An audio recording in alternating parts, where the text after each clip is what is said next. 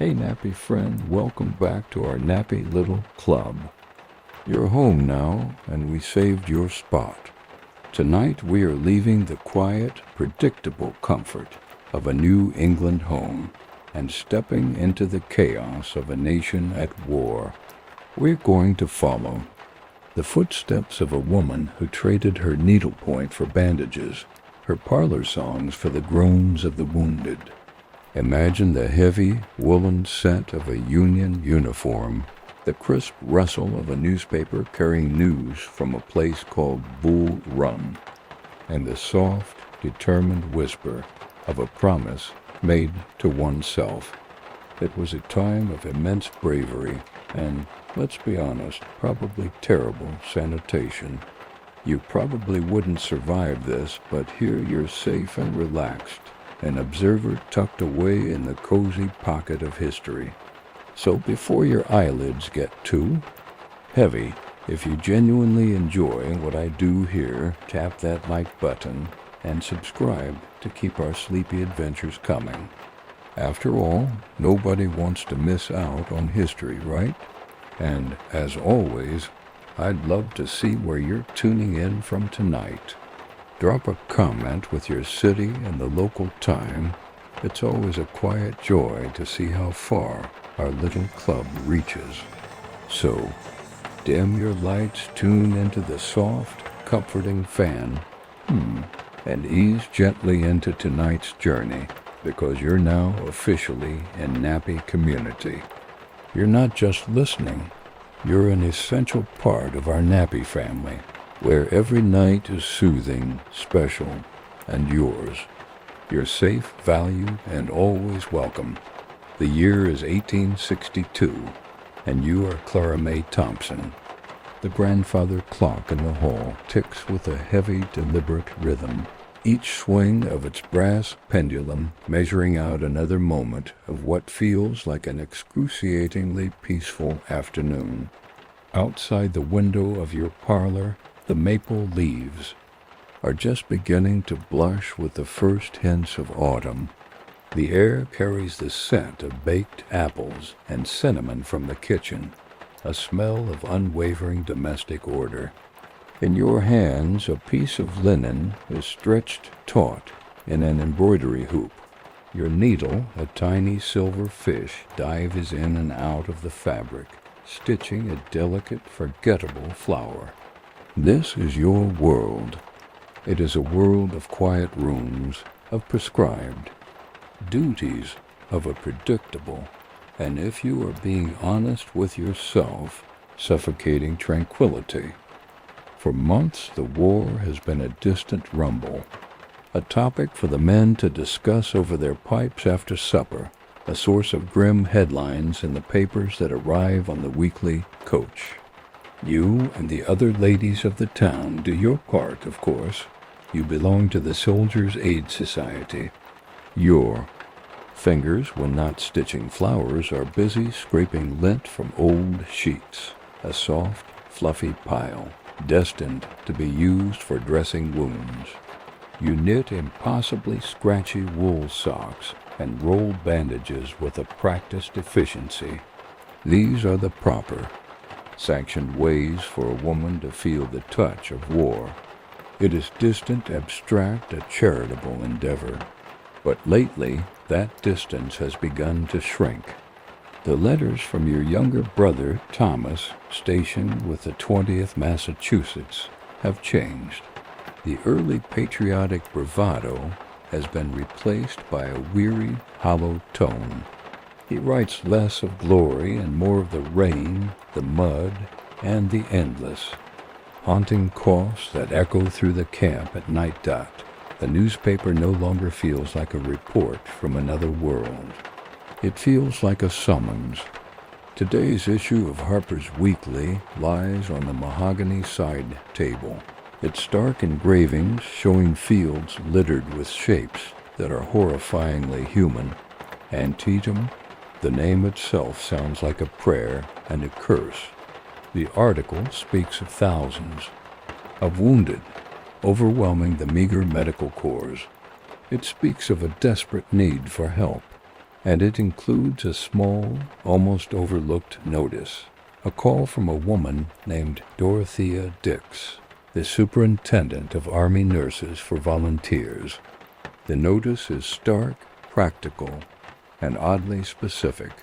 Volunteers must be over the age of 30. They must be, in her words, plain in appearance. They are to dress in simple, somber colors, brown, gray, or black.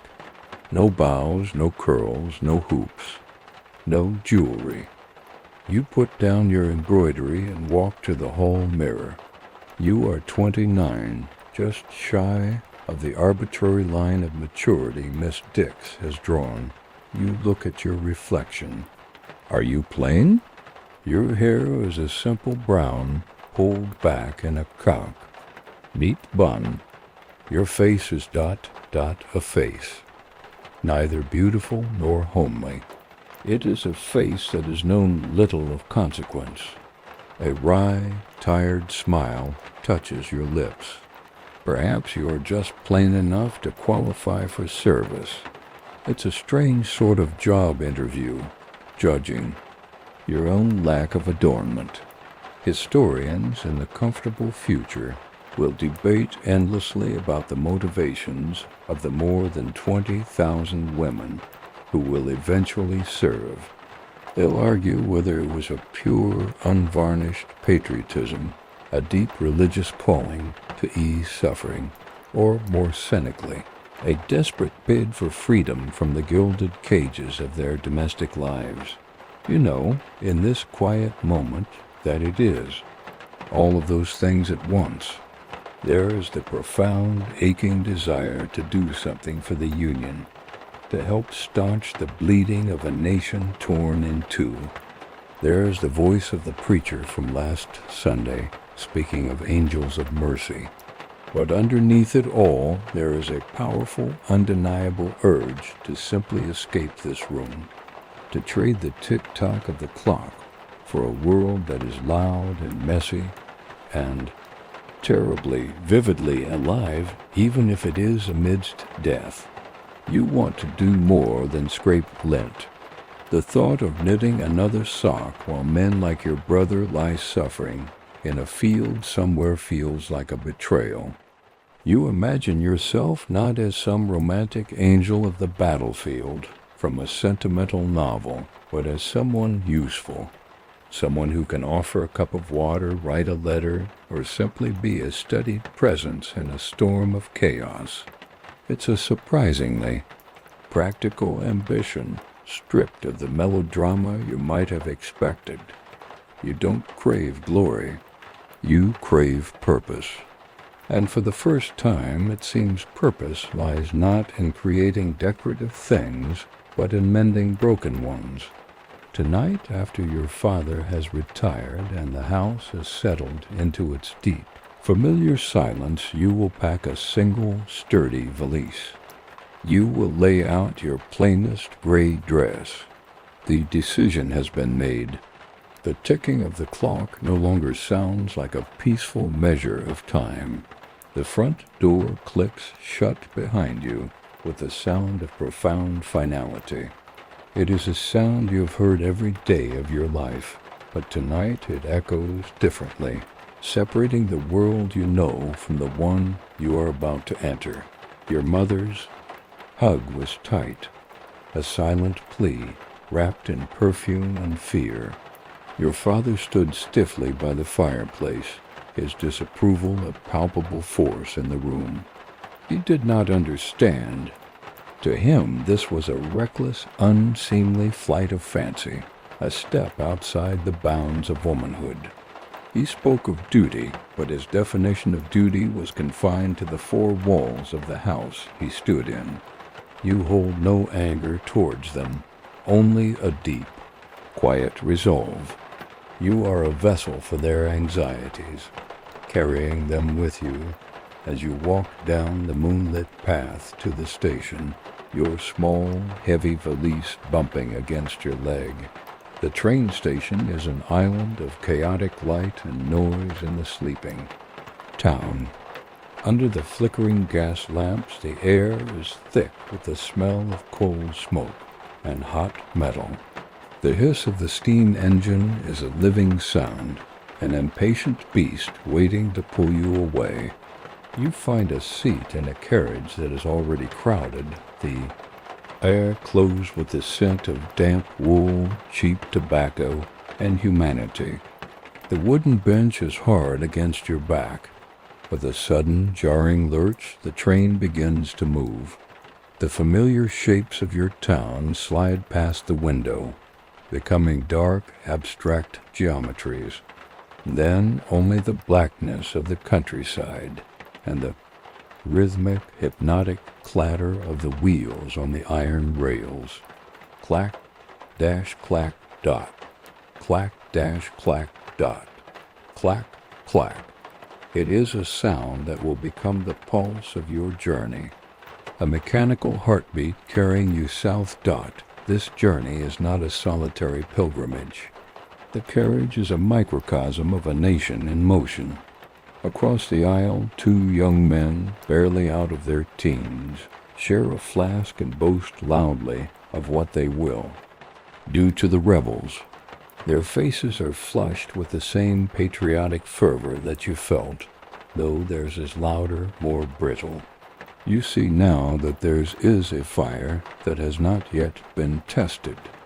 Near the door, a woman in a black bonnet stares out the window, her face a mask of grief, clutching a letter with a black border. You are all being pulled towards the same vortex, but for different reasons. You watch the landscape change through the smudged glass. The neat, stone-fenced fields of New England give way to the broader, more open farmlands of Pennsylvania and Maryland. The stations become more crowded, more frantic. At every stop, platforms are swarmed with soldiers in varying states of readiness. Fresh Union recruits in crisp blue uniforms march in neat columns, their movements still sharp with the memory of the drill yard. But you also see other trains heading north carrying human cargo of a different kind. Cars filled with men whose uniforms are torn and mud-caked, whose gazes are fixed on nothing. Men with arms in slings, heads wrapped in crude bandages. For a moment, at a stop in some forgotten junction, your car is side by side with one of these hospital cars. Through the window, you lock eyes with a boy who can't be older than Thomas. His face is pale, his eyes wide with a kind of exhausted surprise. The train lurches forward again, and he is gone. The war, a concept you read about in harbors, is now a face. Last spring, you remember attending a sanitary fair in Boston. It was a grand affair in a massive hall, a testament to the organizational power of women on the home front. There were tables piled high with donated quilts, cakes, and all manner of goods to be sold.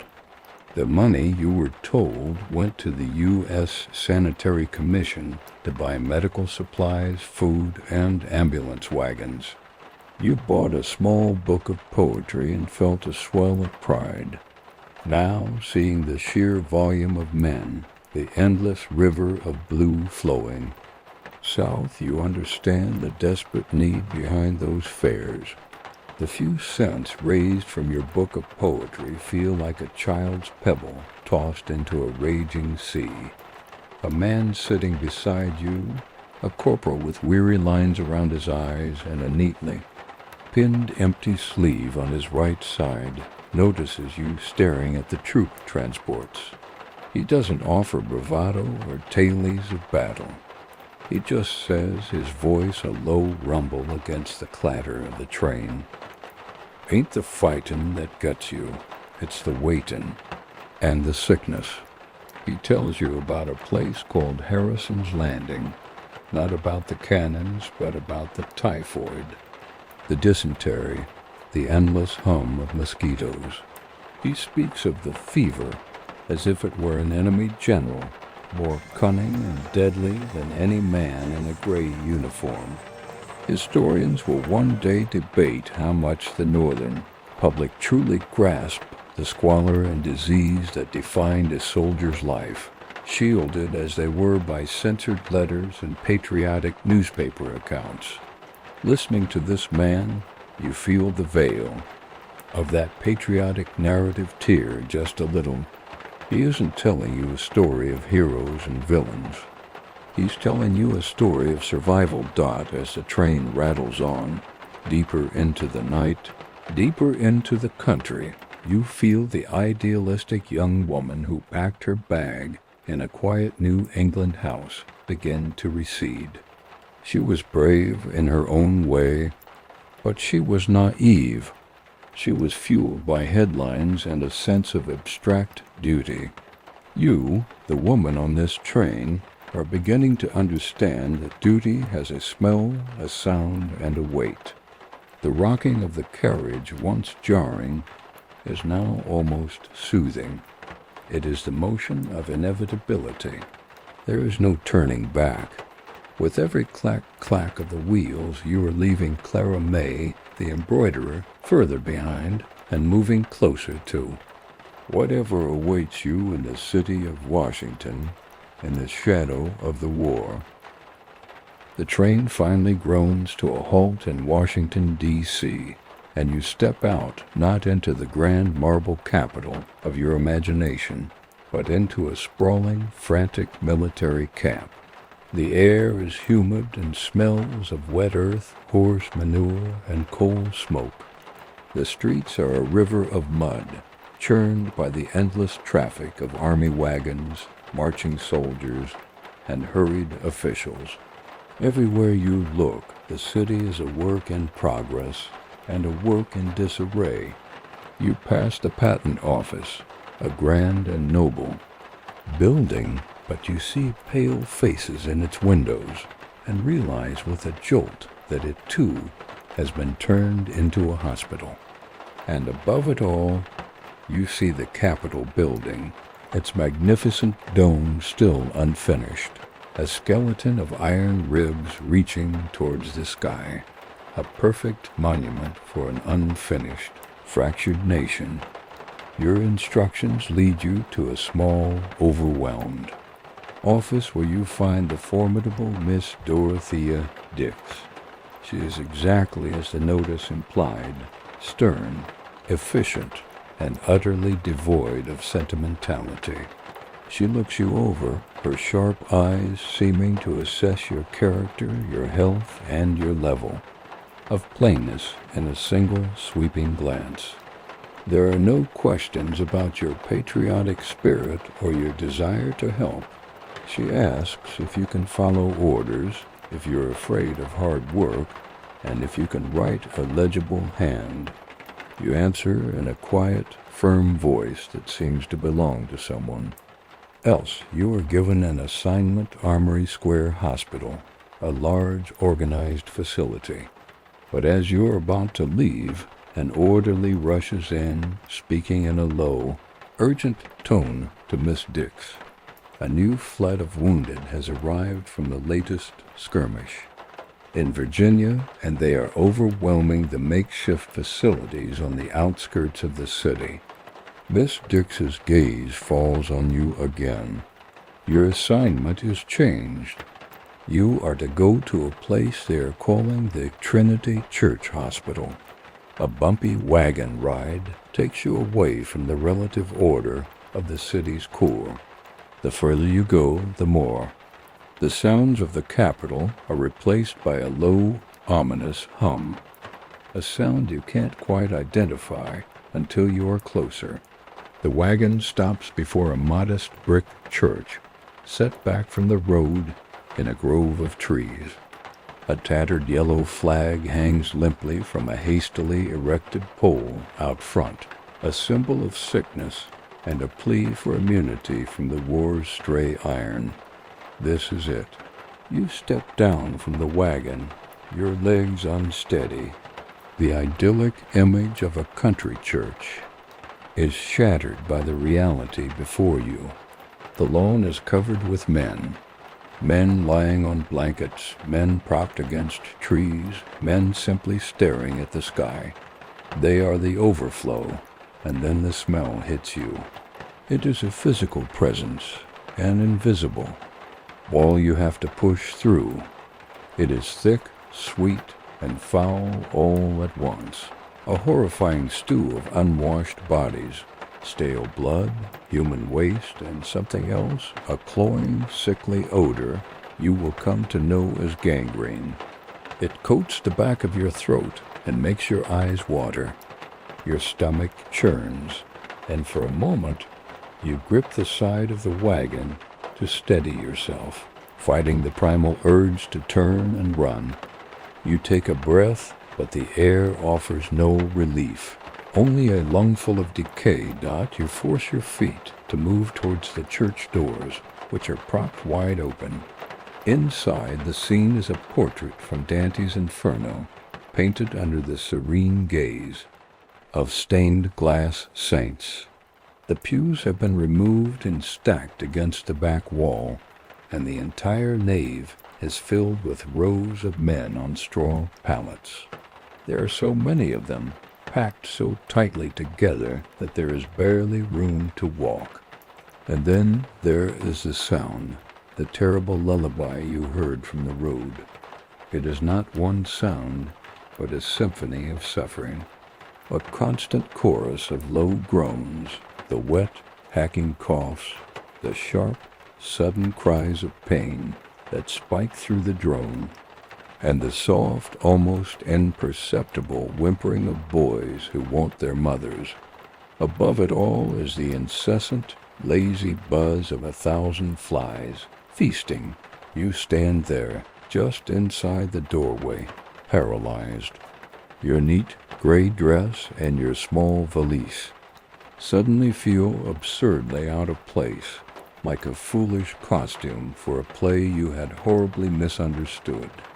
The romantic notions of being a comforting angel, of bringing order to chaos, all evaporate in the face of this overwhelming sensory assault.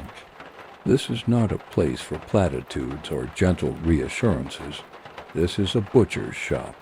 Your mind, which had been so full of resolve and purpose, is now utterly blank. You don't know where to go, what to do, who to speak to. Every man you look at seems to be in the final extremity of suffering.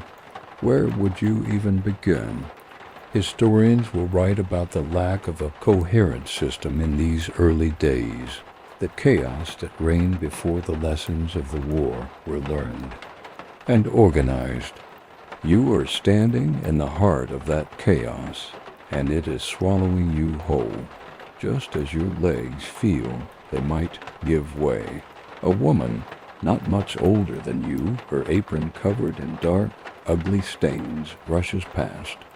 She glances at your deer-in-the-headlights expression, and without stopping, thrusts a bucket of slightly pinkish water into your hands. "Don't just stand there, sister," she says, her voice rough with exhaustion. "Start at the end of that row. Sponges are over there. Just give them a drink and wipe their faces." It's something. Her words, simple and direct, cut through your paralysis. It's an order, a task, a place to start. You look from her retreating back to the bucket in your hands, then to the far end of the row, to a young man with fever-bright eyes who is watching you. You take a breath, hold it, and take the first step. Your world shrinks to the size of a single straw pallet, and then the next, and the next. The bucket of water becomes your anchor in this swirling sea of pain. You move down the row as instructed, a simple, repeatable task that shields you from the enormity of the whole. You dip a cloth, you wipe a feverish brow. You hold a tin cup to cracked lips and murmur words you don't remember choosing. Here now, just a little. Easy does it. For some, it is the first kindness. the first gentle touch they have known since the screaming chaos of the battlefield. A boy with freckles and a horrifying wound in his leg manages a ghost of a smile. A grizzled sergeant whose arm is a mass of bloody rags simply closes his eyes and whispers, "Thank you, ma'am." Each small act is a tiny stitch, holding your own sanity together. You don't allow yourself to look too closely at the injuries. You focus on the faces, on the simple human need for water. But this fragile rhythm is shattered by a new sound from outside. It is the rumble of heavy wheels and the shouting of urgent voices. You look towards the door and see them, the ambulances. Not the rickety farm carts you might have expected, but proper wagons, part of the new system designed by a man named Letterman to clear the battlefields with grim efficiency. Historians in a future, more comfortable time will praise this system for saving countless lives, a revolution in military medicine. But what they might not emphasize is what that efficiency means for a place like this. It means the river of wounded, which had been a steady stream, is about to become a tidal wave. The system is brilliant at getting the men off the field, but it delivers them to a place that is already drowning. The orderlies begin carrying them in, a relentless procession of stretchers. The careful rows you were navigating dissolve into a sprawling, tangled geography of human suffering. They are laid in every conceivable space, in the aisles, near the pulpit, in the narrow space between two other bodies. When the floor is full, they are simply left on the church lawn. The line between hospital and churchyard blurs into nothing. All pretense of formal procedure vanishes. A surgeon, his sleeves rolled up to his elbows and his apron looking like a butcher's, grabs you by the arm. "You," he barks, not asking for your name, "hold this lantern, right here. Don't let it shake." And just like that, you are standing in a pool of wavering light, illuminating a hasty, desperate surgery on a man's shattered leg. You try to look away, to focus on the lantern, but you can't. You are a witness. Later, you are cutting away the filthy, blood-stiffened wool of a soldier's coat, the shears feeling heavy and clumsy in your hands. Then you are on your knees, pressing a wad of precious lint against a chest wound, trying to slow the bleeding while a steward searches for a surgeon. You see other men, the walking wounded who have stumbled in on their own power. A man with his arm in a crude sling is tasked with holding down another man's shoulders. A boy with a bloody gash across his forehead is given the job of carrying buckets of fouled water out and bringing fresh ones in. It is a desperate, improvised ecosystem of survival, where the slightly less wounded are conscripted to care for the gravely wounded. It is a testament to human resilience and a chilling indicator of just how overwhelmed you all are. Time becomes a fluid, meaningless concept. The sun arcs across the sky, its light filtering through the stained glass windows, casting shifting patterns of red and blue across the suffering men. The afternoon bleeds into evening without you even noticing the transition. The only clock is the arrival of the next wagon. The only measure of time is the space between one man's final breath and the next man's cry for help. The witty, ironic thoughts you sometimes had on the train, the wry observations about your past life, are gone. There is no room for them here. Your mind is a blank slate, focused only on the immediate. Bandage, water, pressure, lantern. Your identity is Clara May, a woman with a past and a family and a home has been burned away by the sheer pressing heat of the moment. You are now just a pair of hands, a set of eyes, a function dot at some point. You find yourself standing near the back wall, leaning against a cold stone for just a moment to catch your breath. The church is now lit by the smoky, flickering light of dozens of lanterns, casting long, dancing shadows that make the scene even more phantasmagorical. The air is impossibly thick. The sounds have merged into a single throbbing groan. You look at your hands. They are stained with things you don't want to identify. You look at your dress, your plain, respectable gray dress. It is splattered and grimed. You feel a profound exhaustion settle deep into your bones, a weariness that is more than just physical. You have been here for hours, or maybe it has been days. You have no idea. You only know that the river is still flowing and the night is just beginning. The gray light of dawn filters through the tall, arched windows, the colors of the stained glass muted and soft. The frantic energy of the previous day has subsided, not into peace, but into a deep, collective exhaustion. The chorus of groans has softened to a lower, more rhythmic moan, the sound of men simply enduring. For the first time in what feels like an eternity, you have a moment to truly see this place you now inhabit. This is Trinity Church, but its sanctity has been stripped away, repurposed for a grim new sacrament.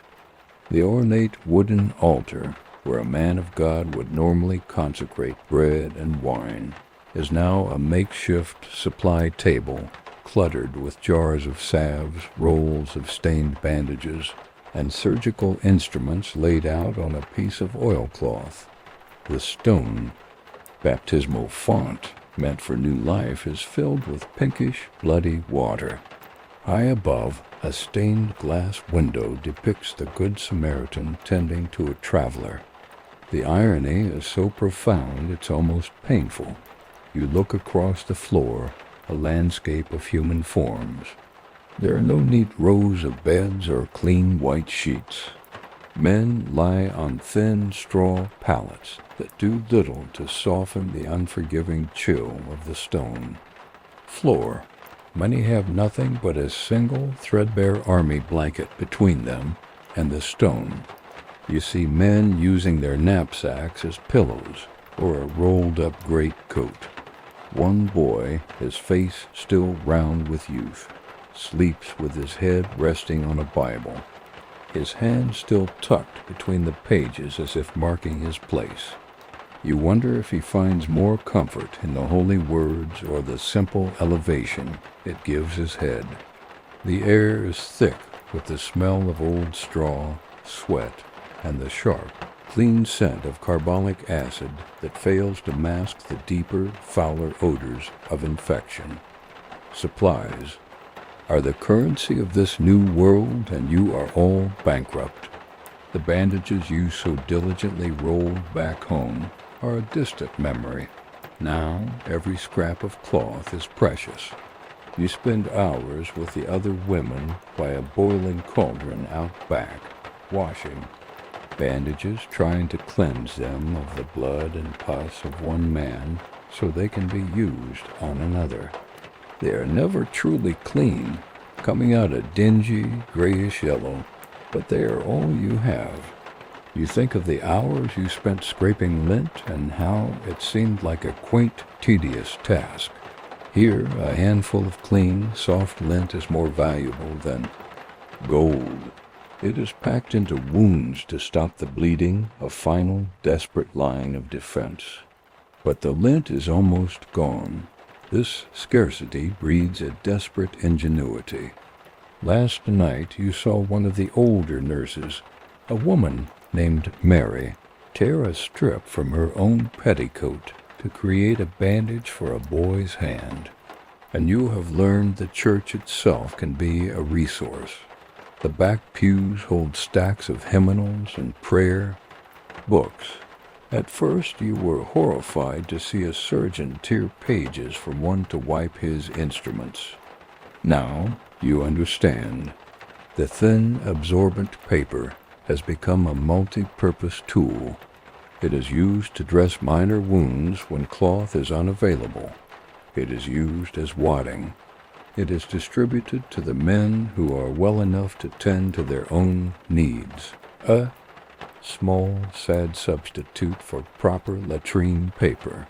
You find yourself tearing out a page of Psalms, the elegant words of comfort blurring before your eyes, and folding it into a neat square to hand to a grateful soldier. You are literally tearing apart the Word of God to tend to His flock. You overhear a quiet, bitter conversation between a surgeon and a steward. The manifest said a full crate of chloroform, the surgeon hisses, his voice tight with fury. And 2 barrels of brandy. Where is it? The steward, a man with a perpetually harried expression, just shakes his head. It never arrived, fell off a wagon, they say, or maybe it found its way to some general's personal stores. This is a constant refrain. Historians will argue for a century about the Union's supply chain issues, whether it was incompetence, the sheer difficulty of the task, or outright corruption.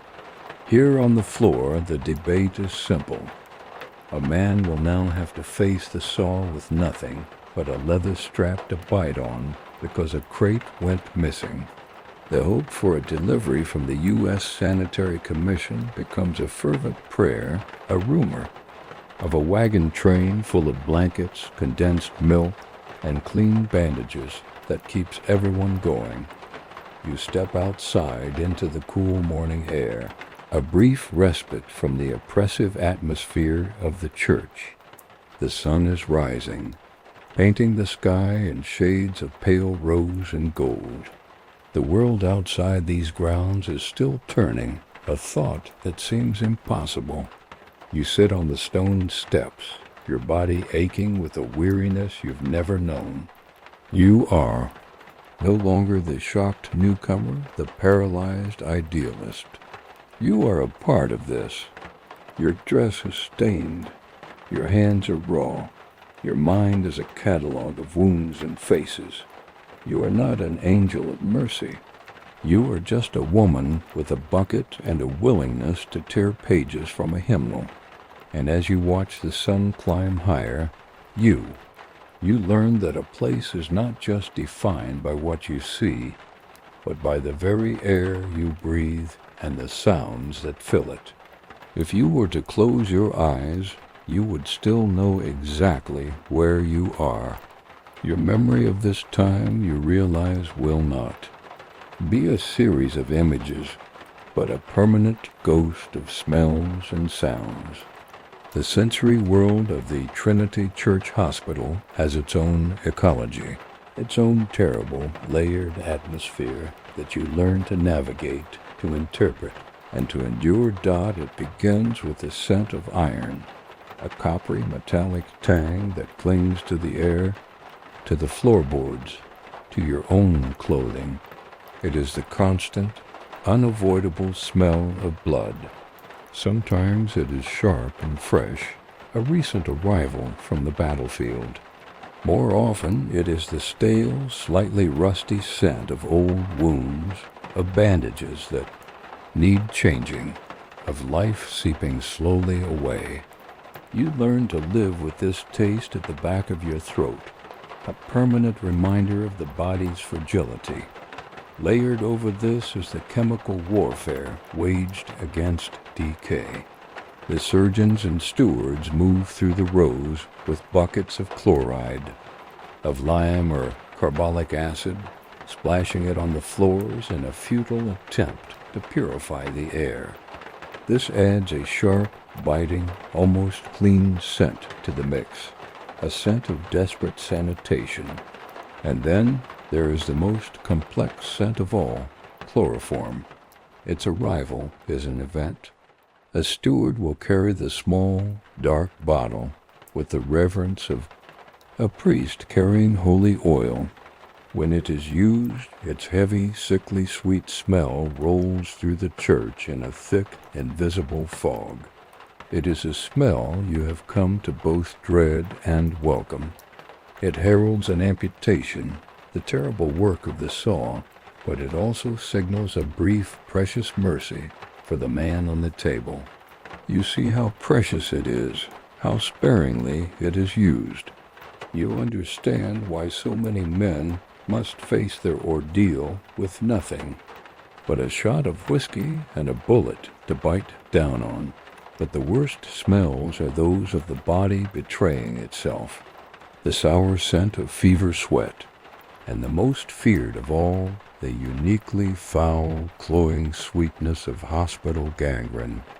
It is a smell that seems to mock the very idea of life, a perversion of perfume that signifies the presence of a living death in the ward. You watch one of the more progressive surgeons, a man from Philadelphia, try a new treatment he has read about. He paints the edges of a gangrenous wound with bromine, a dark, fuming liquid. His colleagues watch with skepticism, muttering about newfangled nonsense and preferring the old ways. They still talk of miasmas, of bad air being the cause of all this suffering, insisting that open windows are the only true cure.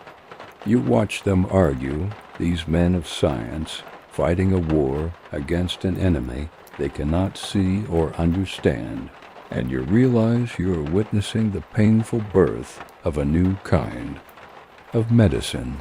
The soundscape is just as dense. The foundation is the constant, low drone of human misery. It's not a collection of individual noises so much as a single, unified hum, like a discordant beehive. It rises and falls with the rhythm of the day, peaking in the afternoon when the surgeons make their rounds and settling into a softer, more restless murmur deep in the night.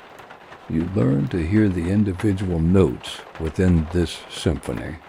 There is the dry, rattling cough of the lung-wounded, the sudden, sharp cry of a man whose dressing is being changed, the delirious muttering of a boy lost in a fever dream, calling for his brother or his mother, and woven through it all is the single most maddening sound, the incessant, high-pitched buzzing of flies. They are everywhere, a constant, shimmering black cloud that settles on everything, on the wounded, on the food, on you. You spend half your day shooing them away from the faces of men too weak to do it themselves. The sound is a constant reminder of the filth, a tiny auditory torture that frays the nerves more than the loudest cannon fire ever could. It is the sound of decay itself, given wings. You learn to adapt. You learn to breathe shallowly through your mouth when you approach a particularly foul wound. You learn to categorize the sounds, your ears becoming a diagnostic tool. That low, steady groan is a man settling into his pain. That sudden, high-pitched whimper means a new agony has begun. You learn that silence when it falls over a pallet for too long is the most alarming sound of all. Late one night you step outside, desperate for a clean breath of air. You stand under the stars and inhale deeply, searching for the simple, honest scent of damp earth and night-blooming flowers. But you can't find it. Even out here, the phantom smells of the church cling to your hair and your clothes. You carry the hospital with you. You realize with a sinking feeling that you will carry it with you forever. Weeks have bled into one another, and you have found a rhythm in the chaos. You are no longer the wide-eyed girl who stepped off the train. You are a veteran of this ward, your movements efficient, your eyes trained to see what is needed. Dr. Olcott, the head surgeon, a man whose exhaustion is carved into his face like lines in old leather, notices your steadiness. One afternoon, as the rumble of another ambulance wagon announces a fresh harvest of wounded, he pulls you aside. "Clara," he says, using your name for the first time, "I need you at the receiving tent. Mary is exhausted. I need you to sort them as they come off the wagons. You know what to look for." He doesn't wait for an answer. It is not a request. The receiving tent is little more than a large canvas fly stretched between two trees, offering a meager patch of shade. This is the mouth of the hospital, the place where the terrible arithmetic of survival begins. Triage, the surgeons call it, a French word for sorting. To you, it feels like sitting in judgment. Your job is to stand at the head of the stream and direct its terrible traffic. You are to decide who gets a chance, who must wait, and who is beyond all hope. The first stretcher is set down before you. A young man, his face pale and clammy, his eyes rolled back. A quick look at the dark, spreading stain on his abdomen tells you everything. A gut wound. No surgeon, no matter how skilled, can fix this. You feel a wave of nausea. Your first instinct is to kneel, to comfort him, to offer a prayer. But Dr. Alcott's voice echoes in your head. You know what to look for. You look at the orderly. To the back of the church, you say, your voice, a strange, hollow whisper. Make him comfortable. The orderly nods, and the boy is carried away to the quiet corner of the churchyard, reserved for the dying. You have just passed your first sentence. The next stretcher holds a man writhing in silent agony, his entire leg a mangled ruin of cloth, blood, and bone. Pinned to his uniform is a scrap of paper, a hastily scrawled note from a field medic. Mini ball, right femur, tourniquet applied. This is the one who has a chance if they move quickly. To the church you command, your voice a little stronger this time. Tell the surgeon, a femur. You are learning the language. You are learning the calculus. You are learning to trade one life for the potential of another. A third man stumbles off the wagon, leaning on a comrade. He has a bloody but clean-looking gash on his forearm. He is pale and shaken, but he is walking. Over there, you point to a grassy area where others with less severe injuries are gathered. Someone will be with you soon. He nods gratefully, unaware of the grim lottery he has just won, and so it goes. Wagon after wagon, stretcher after stretcher. You learn to read the signs with a terrifying speed. The gurgling sound of a chest wound. The unnerving stillness of a man with a head injury. The angry red flush of a budding infection. You become an expert in the geography of despair. Historians will debate the ethics of this system. Was it designed to save the most lives, or to save the men who could be most quickly returned to the battlefield? As you look at the faces, you wrestle with this. Are you saving this man for his mother, or for his commanding officer? Are you preserving a life, or merely recycling a soldier? The thought is a venomous one, and you push it down. To think like that is a luxury you cannot afford. To do this job, you must build a wall inside yourself. You must harden your heart, not out of cruelty, but as an act of survival. Your empathy, the very thing that brought you here, is now a liability. A boy no older than 15 is laid before you. He is conscious. his blue eyes clear and terrified. He knows. His wound is high in the chest, and with every shallow breath, a small froth of blood appears on his lips. He looks at you, not with hope, but with a simple, desperate plea. "Hold my hand," he whispers. The world seems to stop. The wagons, the shouts, the groans, they all fade away. Behind him, another stretcher is being set down. A man with a shattered arm who is bleeding badly. The calculus screams at you. Move on. He is lost. The other one can be saved. But you can't. Not for this one. For just a moment, you break the rules. You kneel down, take his cold, trembling hand in yours, and squeeze it. "You're not alone," you say. His eyes close. A single tear tracing a path through the grime on his cheek. After a few seconds that feel like a lifetime, you let go. You stand up and point the next stretcher toward the church. You don't look back. At the end of the day, as the sun sets and the last of the wagons has been emptied, you stand alone in the canvas tent for a moment. You look down at your hands. They look the same. They are not stained with ink from writing letters or pricked from sewing flowers. They are not the hands of a judge, but they have pointed left and they have pointed right. They have sorted the living from the dying. You have been playing God in a canvas tent, and you fear you may never be able to wash them clean. The triage is done, but your work has just followed the wounded inside. Dr. Alcott motions you towards a small vestry off the main hall, the place that now serves as the operating theater.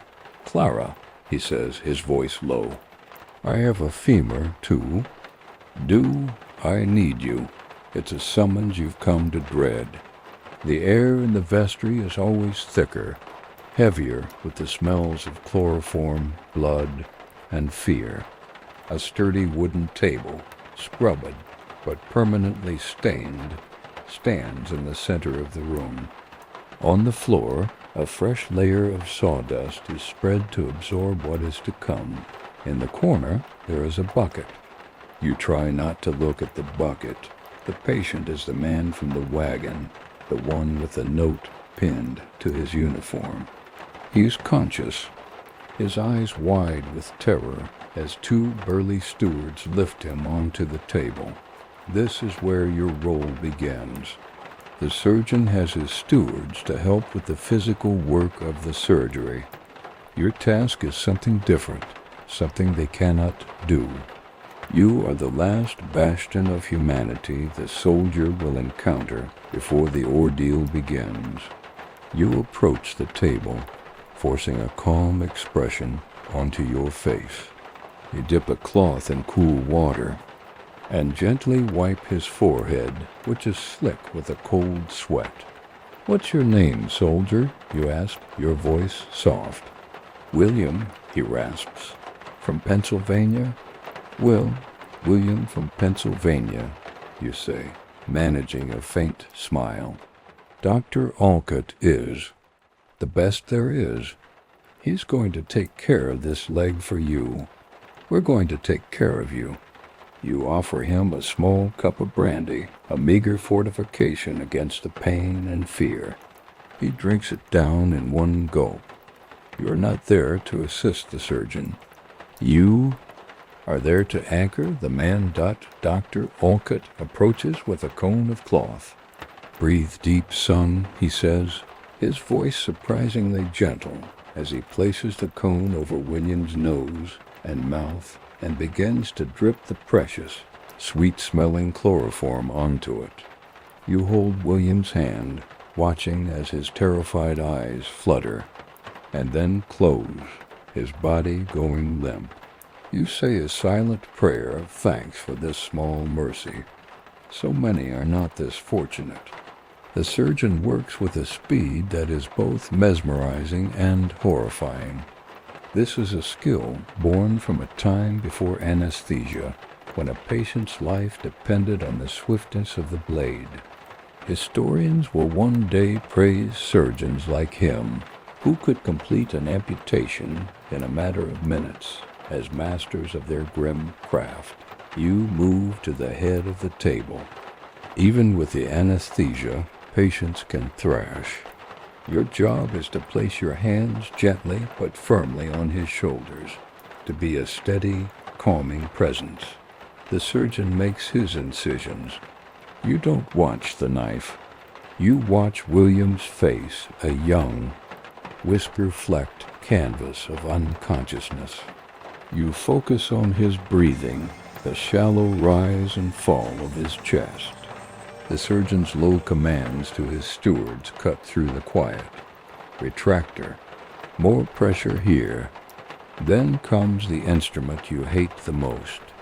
The saw. The sound is unforgettable. A low, grating, rhythmic rasp. SSSHZT. SSSHEZT. It is the sound of bone giving way. It is a sound that cuts through the air and seems to vibrate deep inside. Your own bones.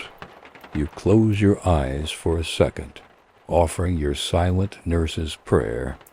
Lord, steady my hands, steady his heart. See him through this. See me through this.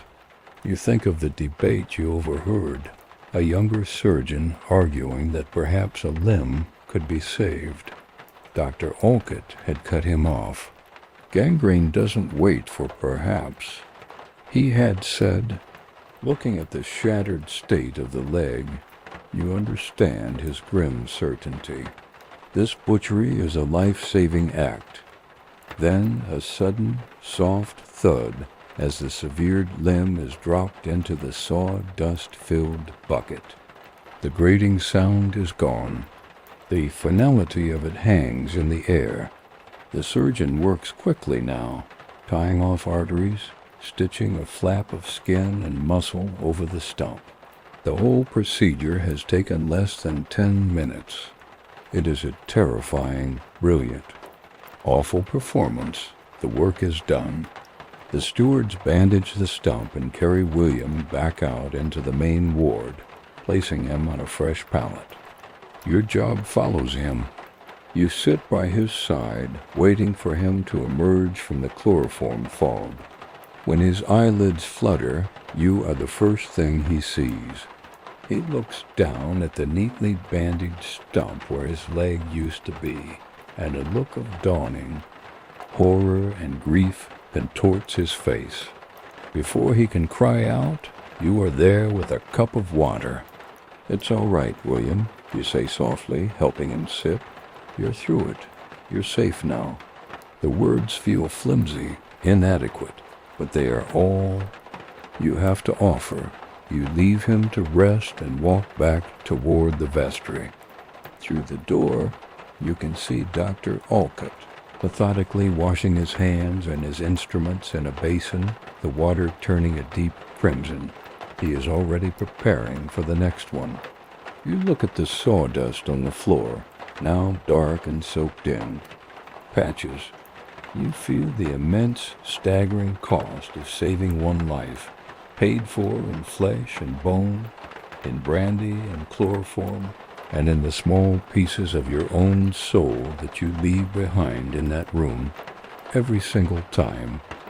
Not all battles in this church are fought with saws and scalpels. Some are quieter, fought with a failing breath against the encroaching silence.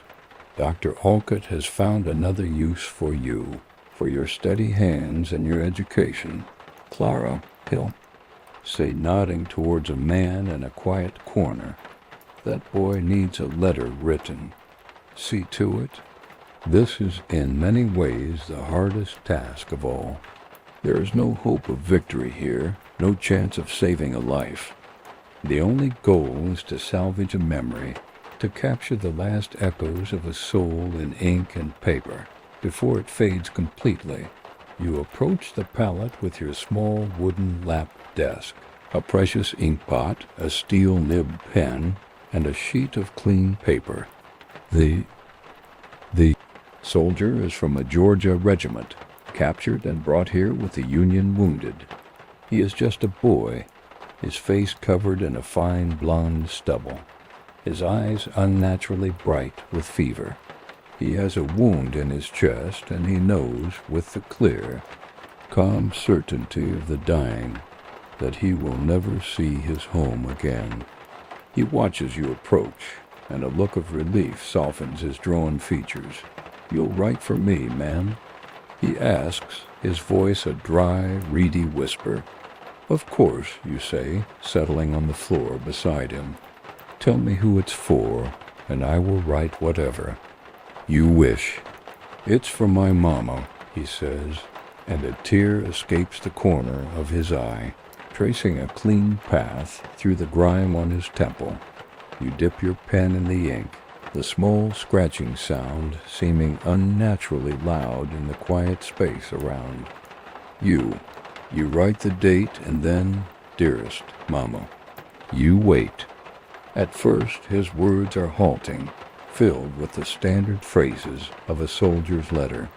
He tells her not to worry, that he is in God's hands. He tells her he fought bravely. Then the facade cracks, and the true heart of his message spills out. He asks her to tell his younger brother to take good care of the farm. He describes the small creek where they used to fish, a sudden, vivid memory that brings a fleeting smile to his lips. Then his voice drops lower, and you have to lean in close to hear him.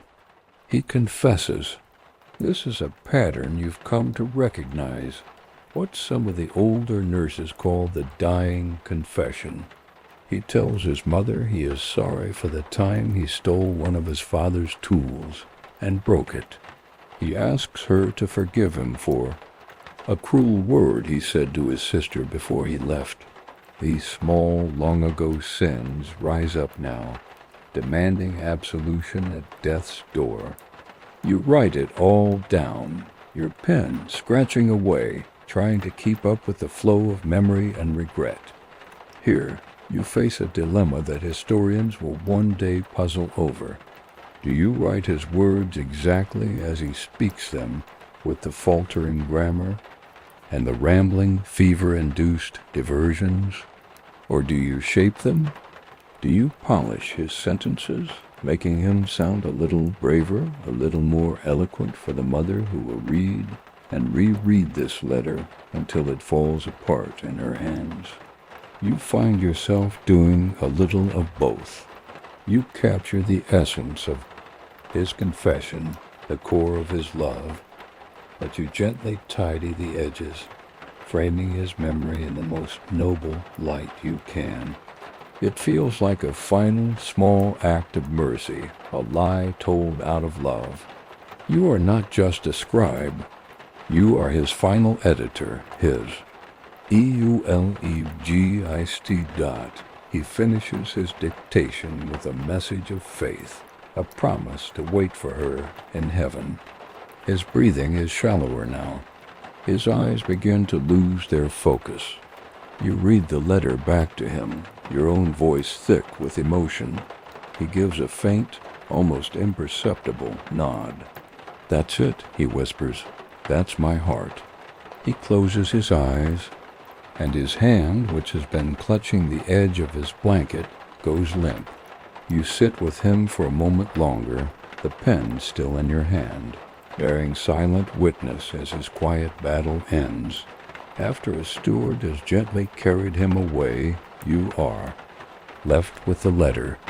It feels impossibly heavy in your hands. It is no longer just a piece of paper. It is a man's entire life, his love, his regrets, his childhood memories, his final breath, all condensed into a few hundred words.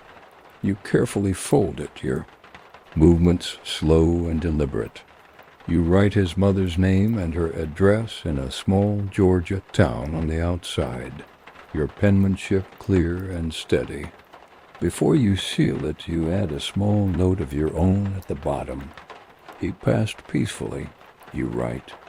He was a very brave young man. It is the kindest lie you have ever told. You will give it to the chaplain, who will see that it begins its long, uncertain journey south.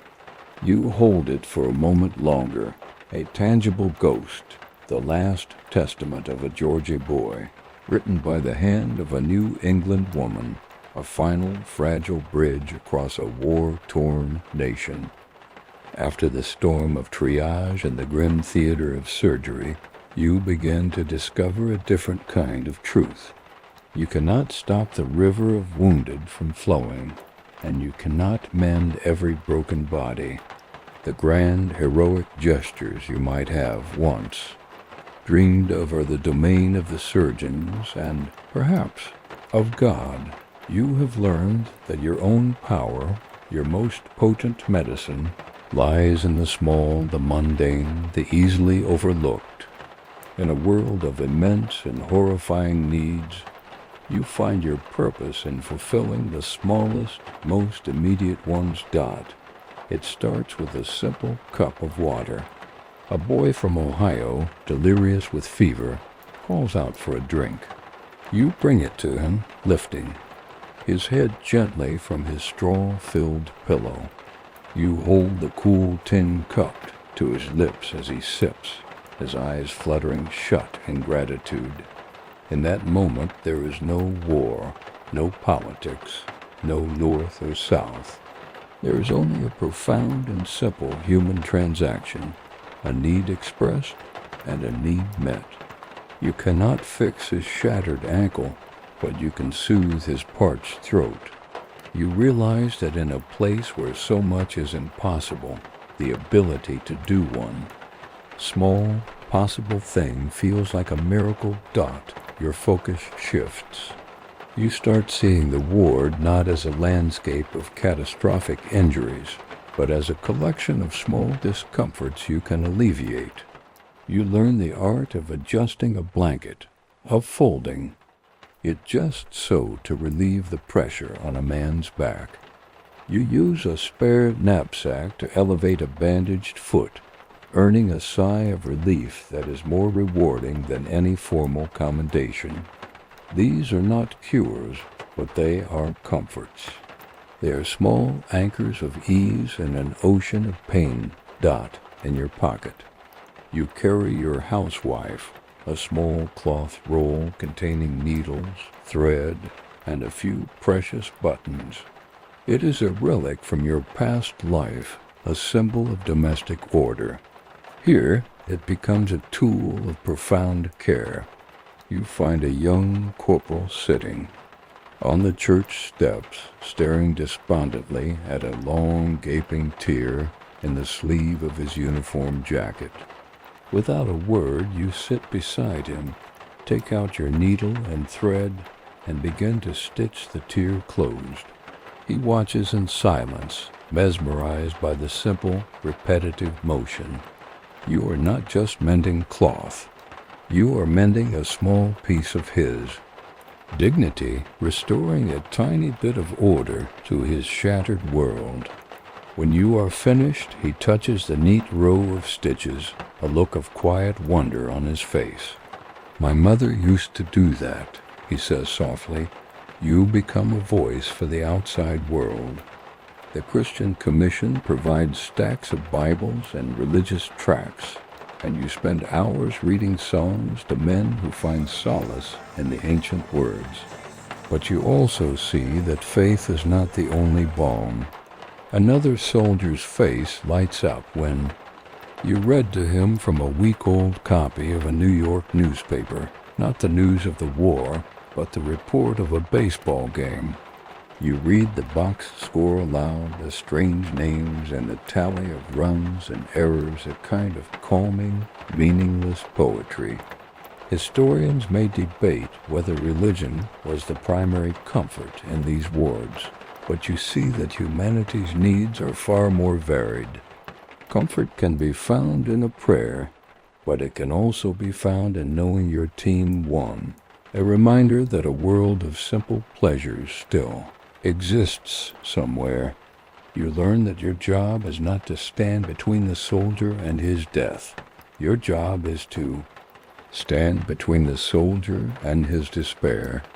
It is to remind him, through a sip of water, a mended coat, or the sound of a human voice reading a story, that he is still a man. Not just a casualty, not just another body in a row, but William from Pennsylvania or Thomas from Ohio. In the face of the war's vast, impersonal cruelty, your small acts of personalized kindness become a form of quiet, stubborn rebellion. You are not fighting the enemy army. You are fighting the erasure of the individual soul. And in this quiet, daily battle, waged with a needle and a cup of water, you find a new and lasting purpose.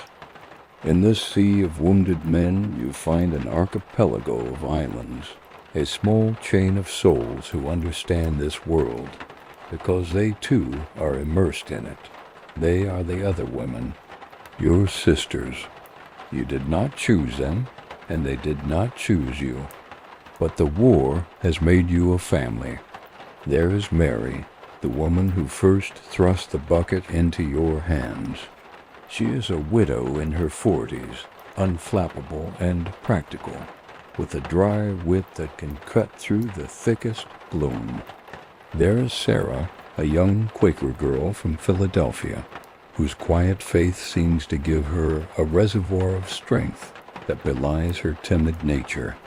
And there is Mrs. Evans, a stern but deeply kind woman who ran a boarding house before the war, and now runs your small corner of the ward with a quiet, non-negotiable efficiency. Your bond is not forged in grand pronouncements of friendship, but in the countless shared moments of the daily grind. It's in the rhythm of working together in the pre-dawn chill, stoking the fires to boil the laundry and the coffee, a brew that Mary Riley refers to as liquid regret. It's in the silent, synchronized dance of changing a patient's bedding, one of you lifting his shoulders while the other deftly slides a clean sheet underneath. It's in the way Mrs. Evans knows, just by the slump of your shoulders, that you've just come from a deathbed and presses a hot cup of tea into your hands without a word.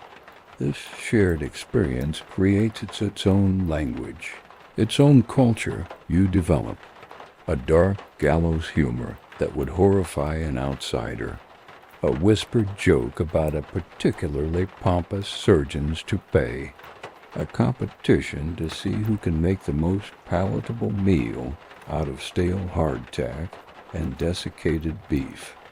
This humor is not cruelty, it is a shield. It is the only way to keep the overwhelming sadness from swallowing you whole. It is a small spark of defiance in the face of death. You become each other's keepers. You are all volunteers in a man's world, and the military establishment often views you with a mix of gratitude and suspicion. You see the tension every day. A young, arrogant surgeon dismisses Sarah's concern that a patient's fever is rising, telling her to leave the diagnosis to the doctors. But Mary, who has seen more fevers than this surgeon has seen birthdays, steps in. That boy has the look of typhoid, doctor, she says, her voice calm but unyielding. I've seen it a dozen times. You'd be wise to look again. The surgeon, faced with her quiet authority, the authority of raw, hard-won experience, grumbles but complies. In this way, you learn to protect each other, creating a small sphere of female competence within the rigid male hierarchy of the Army. This informal sisterhood, this network of unsung matrons and nurses, is as vital to the hospital as any official supply line. Late at night, when the ward has settled into its restless sleep, you gather in the small closet that serves as your supply room and sleeping quarters. Curled up on your cots, you share news from home, reading letters aloud by the light of a single precious candle. Sarah shares a story about her garden in Philadelphia, and for a few minutes, you can almost smell the roses instead of the chloroform. You share a letter from your mother, who is now proudly telling her friends at the Aid Society that her daughter is a heroine, a title that feels absurd and ill-fitting. You are no heroine. You are just tired. But listening to the stories of these other women, of their homes and their families, you feel a thread of connection to that other world, a reminder of who you were and who you might be again. These women are your mirror. They reflect your exhaustion, your frustration, your grief, but they also reflect your resilience.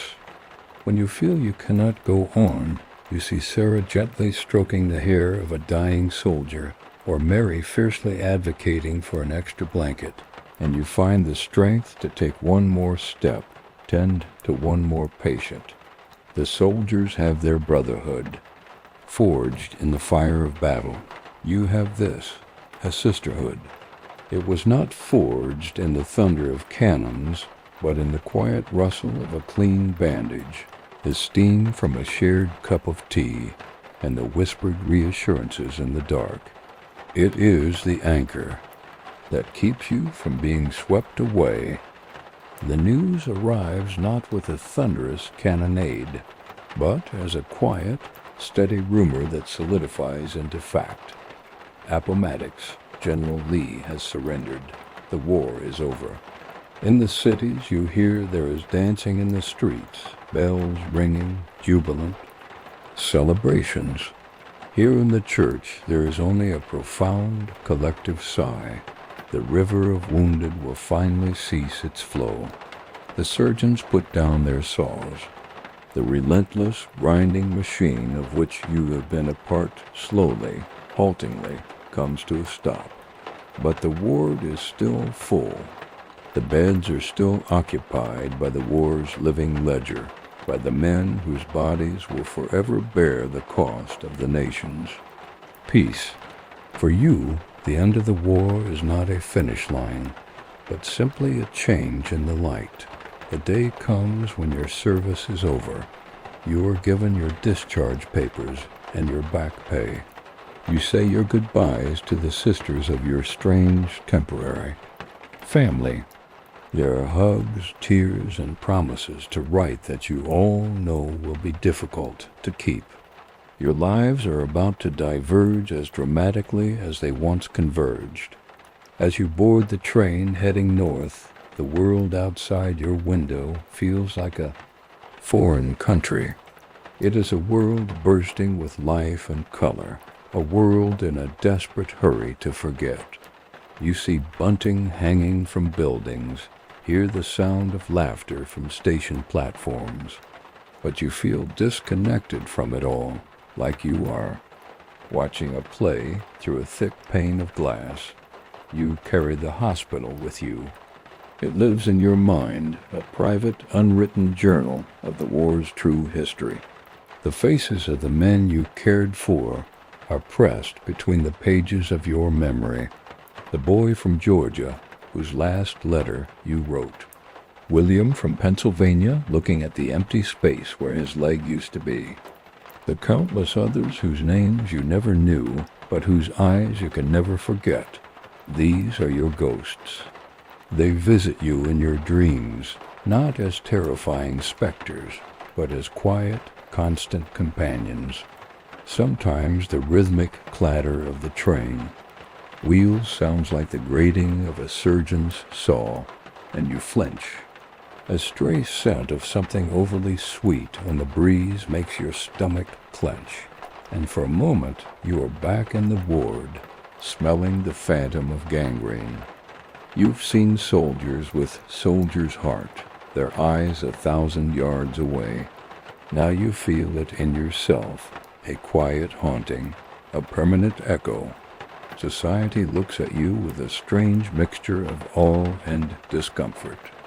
You are a heroine, a ministering angel. But you see the questions in their eyes. They wonder what you saw, what you did. They wonder how a respectable woman could witness such things and remain unchanged. Historians will one day debate how. These women were received as pioneers who proved their strength, or as tragic figures who had stepped too far outside their proper sphere, forever marked by the horrors they had seen. You feel the truth of both. You feel stronger than you have ever been, but you also feel irrevocably different, set apart. You arrive home. The front door clicks open, a sound that once meant safety and now feels like the closing of a museum case. Your room is just as you left it. The embroidery hoop lies on the side table, its single unfinished flower a relic from another lifetime, another you.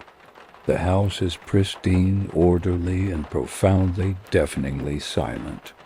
After months spent in a constant symphony of groans, coughs, and whispers, the quiet feels unnatural. It is an absence, a void. You lie in your soft bed, but find sleep difficult, without the familiar lullaby of the ward. You are home, but you are not the same woman who left. You left as Clara Mae Thompson, a dreamer. You have returned as Clara, a witness. You brought the ghosts of war back with you, tucked away in the quiet corners of your soul. They are heavy, but you would not trade them. They are the price of your purpose, the testament to the lives you touched. You look out your window at the peaceful New England street, and you know that you will forever see it with two sets of eyes, your own and the eyes of all the men you remember. You are a keeper of their stories, the quiet curator of the war's most human cost, and now the journey is over. The train has reached its final station. The echoes of the past soften, fading into the gentle hum of the present moment. The story of Clara, with its sharp edges of pain and duty, now recedes, leaving behind only a sense of quiet strength, a testament to the resilience of the human heart.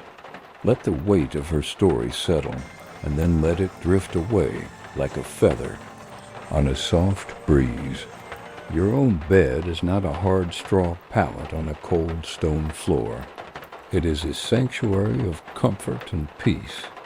The air you breathe is clean and fresh, carrying only the gentle scent of your own familiar room, of clean linens, and the quiet of the night. There are no ghosts here, only a profound sense of safety. Feel the mattress supporting you completely, holding you in a gentle, firm embrace. Allow every muscle to release its hold, to let go of the day's tensions. Your shoulders soften, your jaw unclenches, your brow becomes smooth. The only duty you have now is to rest. The only task is to drift. Imagine a quiet, peaceful library filled with countless books. Each book is a story like the one you just heard. You can simply be among them, feeling the calm, scholarly silence of the room. The air smells of old paper and leather, a comforting and timeless scent. There is no need to read, no need to learn. It is enough just to be in this place of quiet knowledge, surrounded by stories that are resting, just as you are. Your breathing is slow, and even now a gentle, rhythmic tide pulling you further and further away from the shore of wakefulness. Each breath in is calm, each breath out is release. You have carried nothing but your own quiet thoughts, and now you can set those down too, placing them gently on a shelf to be revisited another day, or not at all. You are safe. You are comfortable. You are an essential part of our Nappy family. and here you are always welcome to find peace. The night is your friend, a soft, dark blanket wrapping you in its care. There is nothing left to do but to allow your eyelids to grow heavy, to feel the gentle pull of sleep, and to drift into the deep, restorative quiet that you so richly deserve. Reach the end of another cozy nappy tale. Sleep well, and remember, you're always welcome here. Sweet dreams, nappy friend.